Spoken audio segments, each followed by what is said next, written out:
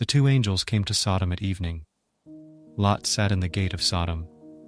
Lot saw them and rose up to meet them.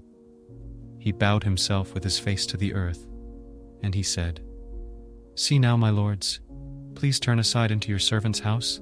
Stay all night, wash your feet, and you will rise up early and go on your way." They said, "No, but we will stay in the street all night." He urged them greatly, and they came in with him and entered into his house. He made them a feast and baked unleavened bread, and they ate.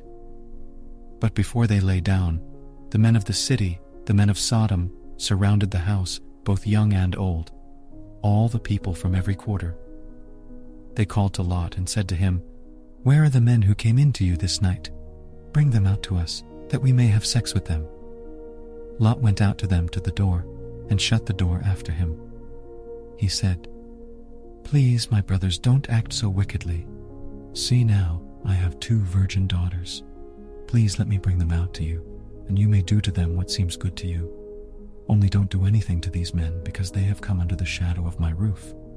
They said, "Stand back." They said, "This one fellow came in to live as a foreigner, and he appoints himself a judge. Now will we deal worse with you than with them?" They pressed hard on the man Lot and drew near to break the door. But the men put forth their hand and brought Lot into the house to them and shut the door. They struck the men who were at the door of the house with blindness, both small and great, so that they wearied themselves to find the door. The men said to Lot, "Do you have anybody else here? Sons-in-law, your sons, your daughters, and whoever you have in the city, bring them out of the place, for we will destroy this place, because the outcry against them has grown great before Yahweh, that Yahweh has sent us to destroy it." Lot went out and spoke to his sons-in-law, who were pledged to marry his daughters, and said, "Get up, get out of this place, for Yahweh will destroy the city." But he seemed to his sons-in-law to be joking.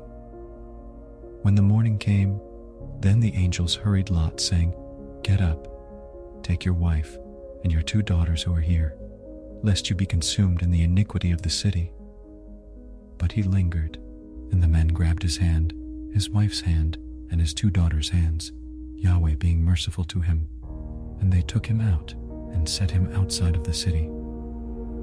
It came to pass, when they had taken them out, that he said, "Escape for your life. Don't look behind you, and don't stay anywhere in the plain.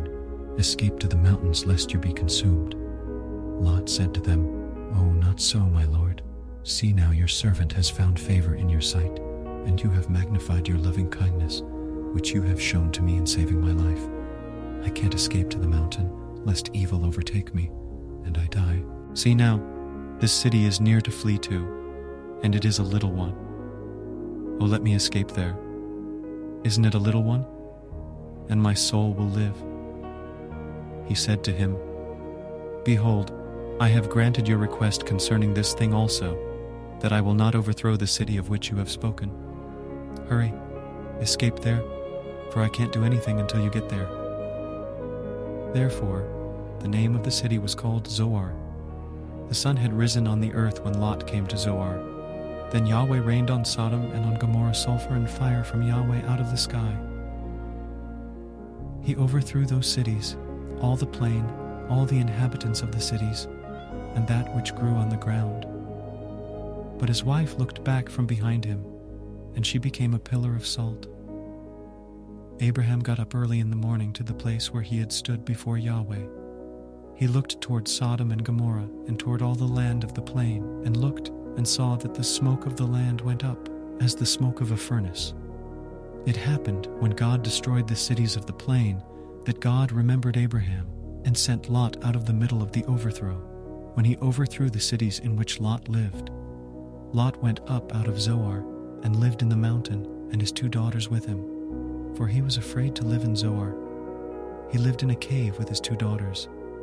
The firstborn said to the younger, "Our father is old, and there is not a man in the earth to come into us after the manner of all the earth.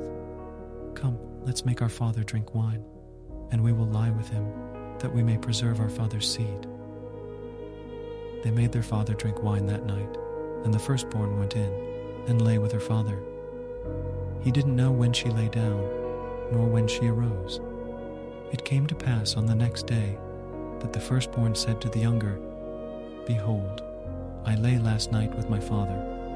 Let us make him drink wine again tonight. You go in and lie with him, that we may preserve our father's seed." They made their father drink wine that night also. The younger went and lay with him. He didn't know when she lay down, nor when she got up. Thus both of Lot's daughters were with child by their father. The firstborn bore a son and named him Moab. He is the father of the Moabites to this day. The younger also bore a son and called his name Ben-Ammi. He is the father of the children of Ammon to this day.